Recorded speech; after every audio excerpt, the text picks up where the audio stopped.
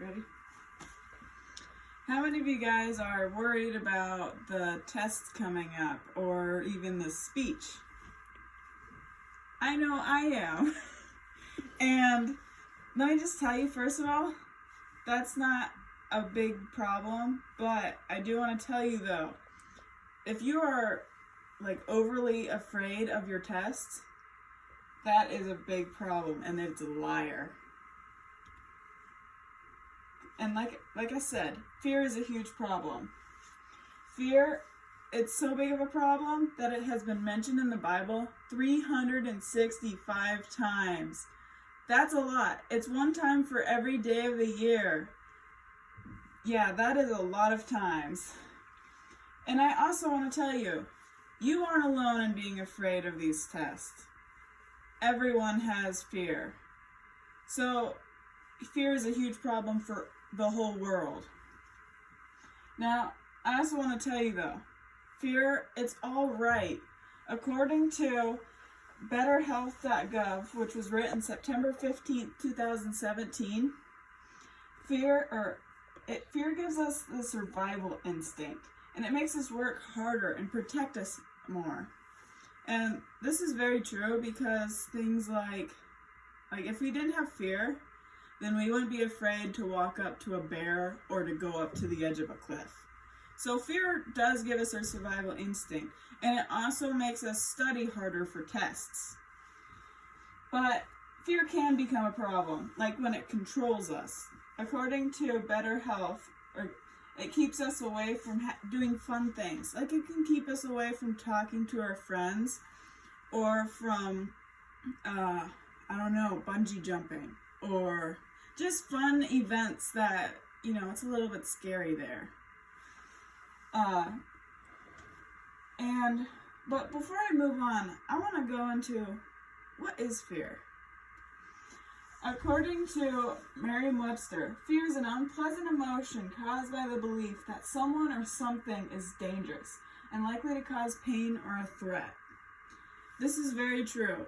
Fear can be very dangerous, but I think the best definition I have ever heard is from Zach Williams with his song, Fear is a Liar, which was written in 2016. Fear is definitely a liar.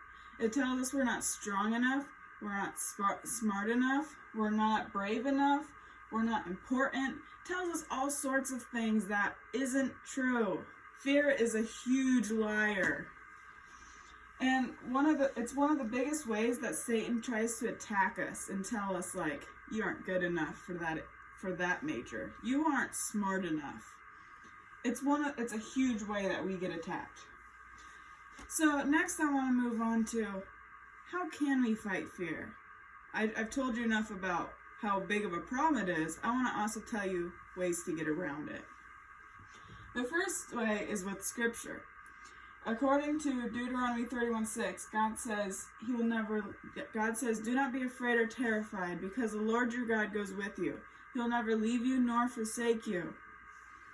Do not be afraid. God is with you at all times. He's right beside you. You can always go to God and pray to him and say, God, I'm afraid. I need help. The next one, Proverbs 3:5-6. Trust in the Lord with all your heart and lean not on your own understanding. In all your ways acknowledge him and he will make your path straight.